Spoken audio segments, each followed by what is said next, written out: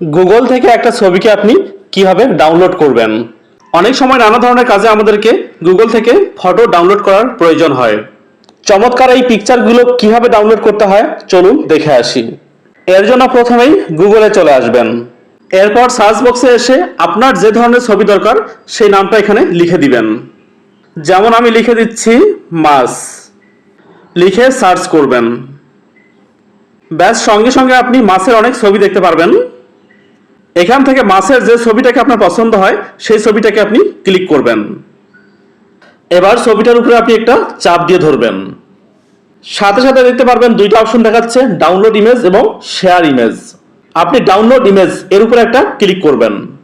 ব্যাস সঙ্গে সঙ্গে ছবিটা ডাউনলোড হয়ে যাবে। এবার মোবাইলের গ্যালারিতে দেখে আসি। দেখতে পাচ্ছেন ছবিটা এখানে ডাউনলোড হয়ে গেছে। এভাবে আপনি খুব সহজেই গুগল থেকে ছবি বা ইমেজ ডাউনলোড করতে পারবেন। এরকম ছোট ছোট টিপস পরবর্তীতে আরো পাওয়ার জন্য অবশ্যই পাশে থাকার অনুরোধ করছি। ধন্যবাদ।